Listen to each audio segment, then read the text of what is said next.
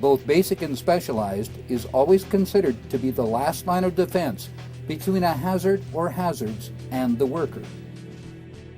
All other attempts at controlling the hazard should be addressed first.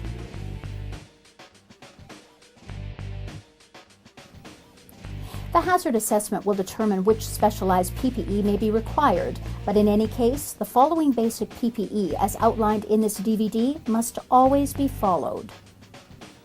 This DVD is not intended as a detailed PPE resource, but rather as an overview of the various basic components of personal protective equipment. Always ask your supervisor if you are unsure of the PPE requirements. From the head down, the minimum PPE consists of a hard hat, eye and possibly face protection, hearing protection, gloves or hand protection, foot protection, with the addition of fall protection, respiratory protection, and high visibility clothing, some of which may require specialized training. However, even the strictest controls will not necessarily eliminate all the risks associated with most job tasks, and this is where the need for personal protective equipment or PPE must be evaluated. Hard hats come in a number of styles, but all essentially consist of the same components. The crown or shell is designed to withstand impact and penetration, protecting your skull and your brain. It is important that the suspension be attached to the crown correctly. The suspension and headband, along with the shell, helps to absorb, distribute, and/or deflect the impact, and keeps the hard hat from being dislodged and falling off. On some sites, chin straps may be required. There are different grades of hard hats. Each hat is designed and tested to meet CSA and/or ANSI requirements. Hard hat shells are designed to withstand various degrees of impact. There are two types of impact ratings. Type 1 is for standard impact. A new Type 2 has been developed, rated for side impact. Always check with your supervisor to see that your hard hat is appropriate for the task. Before each use, check the shell and suspension of headwear for any visual damage. Any head protection subjected to severe impact must be removed from service and disposed of properly. Hard hats should be properly stored.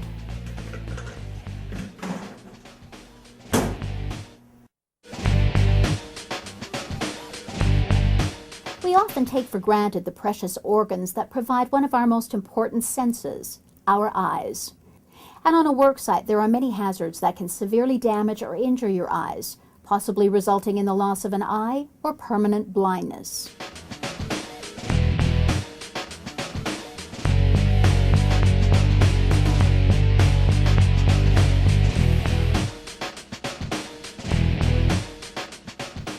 A hazard assessment helps to identify the additional type of eye protection that may be required. To be effective, eye protection must be properly selected and fitted. Regular prescription glasses are not enough protection on a work site. You must wear properly designed safety glasses over them. As an alternative, prescription lens inserts are available. Ask your supervisor. Safety eyewear must meet the CSA Z94.3 standard for impact resistance. All safety eyewear must be marked with the identification symbol. Safety eyewear must have side protection. The use of contact lenses is not recommended. Check with your supervisor. Choose appropriate lenses as needed for your job task. As a rule, dark lenses are not appropriate for inside work. Different types of goggles may be necessary depending on the hazards. When completing your hazard assessment, depending on the hazards involved, you may be required to wear a face shield in addition to your safety eyewear. Face shields provide extra protection from flying particles and sprays of hazardous liquids to the eyes, forehead, cheeks, nose, mouth, and chin, and where required, to the front of the neck. Ensure you attach and remove your face shield properly from your hard hat.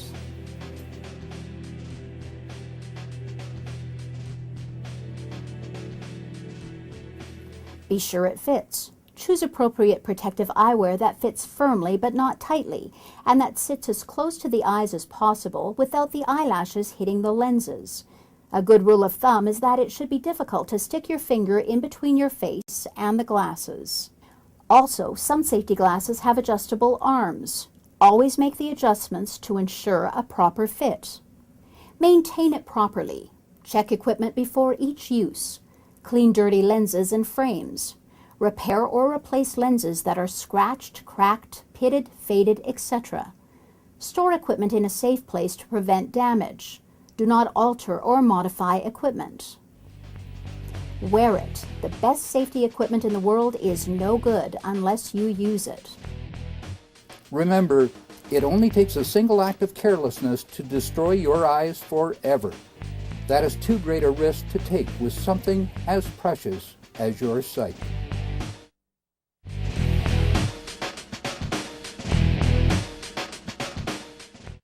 Extended exposures to high noise levels, both occupational and recreational, presents a hazard to hearing and can even result in irreversible hearing damage. Use hearing protection devices when engineering or administrative controls are not practical or fail to reduce noise exposure to acceptable levels. Protection must be worn when noise levels exceed 85 decibels. The rule of thumb is if you have to yell or can't hear the person talking, it's over 85 decibels. There are several types of hearing protectors and many variations within each type. Pre-molded earplugs, formable earplugs, disposable earplugs, custom-molded earplugs, semi-insert earplugs. Selection of the appropriate hearing protection device results from a careful study of the workplace and/or hazard assessment, as well as noise exposure levels. The most commonly used hearing protection devices are earplugs and earmuffs. Where exposure levels exceed 105 decibels, double or dual protection, like earplugs in combination with earmuffs, must be used. Audio earplug devices do not constitute hearing protection. When wearing hearing protection, one may feel isolated. Use hand signals or other methods to communicate. Sounds may also be fainter and distorted and/or muffled. Speech, noise from a machine, warning sounds, and other sounds may appear altered. Alarms, warnings, or call signals in a noisy environment may not be as audible. Be aware of your surroundings. Stay proactive in choosing correct hearing protection. A hearing protection device must make a tight seal within the ear canal or against the side of the head. Earplugs or earmuffs that don't fit properly or become dislodged will lose some or all of their noise protection capability. Earplugs must fit snugly and should not cause prolonged discomfort, which could be caused by an improper fit. Remove and try replacing with another set. If it continues, notify your supervisor. All hearing protection should be inspected before each use. Discard and replace dirty or defective devices.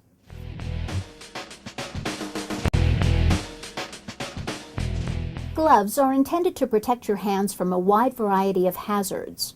Gloves must be checked regularly and replaced if cuts or holes are detected. Some sites have adopted a 100% glove use policy. Gloves are task-specific. Check with your supervisor. Leather work gloves protect you from abrasions and temperature extremes. Cut-resistant gloves protect you from potential cutting hazards, as they are cut-resistant but not puncture-resistant. Natural rubber, neoprene, and nitrile rubber gloves offer protection from chemical hazards. Refer to the material safety data sheets. Keep in mind that most harmful chemical exposure comes through hand contact when pouring or handling the chemical. Voltage-rated gloves are used for high-voltage electrical work. The integrity of the gloves is tested through air pressure before each use. Check with your supervisor regarding voltage rating and inspection criteria. For some tasks, it may be necessary to remove any hand jewelry, such as rings and/or bracelets. Make certain you are wearing the proper hand protection for the job task. If unsure, ask your supervisor.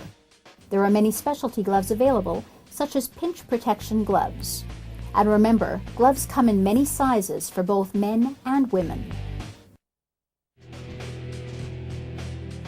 CSA-approved safety boots or shoes must be worn if a hazard to the feet exists. The type and the height of footwear may vary from site to site.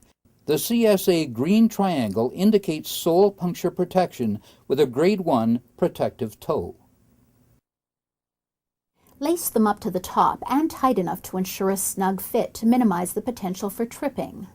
To reduce the risk of slipping, always make certain the soles of your boots are not worn and appropriate for weather conditions.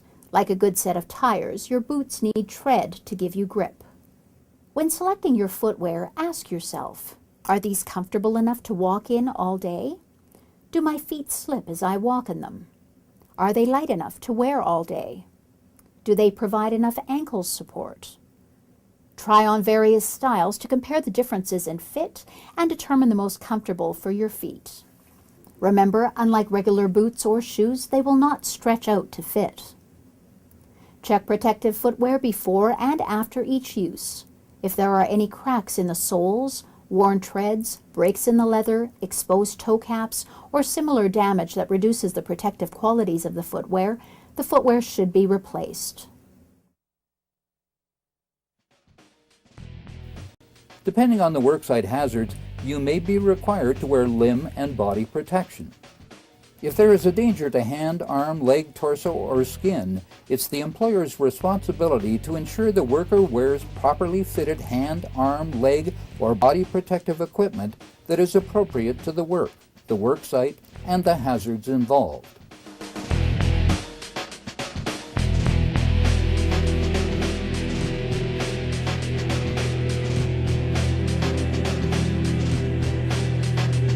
Workers must ensure that the clothing worn underneath flame-resistant outerwear and against their skin is made of fire-resistant fabrics or natural fibers that will not melt when exposed to heat.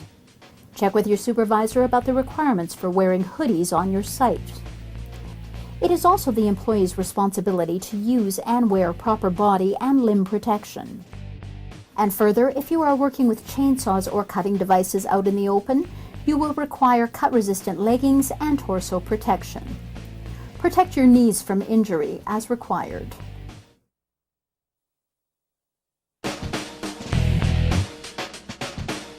The proper selection, maintenance, and use of PPE is critical to your job site safety. Your hazard assessment will determine your PPE. Keep in mind that with all PPE, there is generally a level of discomfort and inconvenience that accompanies the equipment. However, the more you wear the protection, the more comfortable it will become. Give yourself time to adapt and remember these points. Make certain your PPE fits properly. Poor fitting protection can create its own hazards. You must wear clothing that fits close to the body. No bracelets, rings, dangling neckwear, wristwatches, or similar articles. Head and facial hair must be short and confined to prevent getting snagged or caught in tools, equipment, or machinery. Always check and maintain your PPE so that it can function as intended. And last but not least, PPE will only protect you if you wear it. The hasty decision to just do this one little 2-minute job without the correct PPE may cause you to lose an eye, break a limb, severely cut yourself, or worse yet, cause your accidental death. Don't become complacent about PPE. It is the last line of defense between you and a hazard.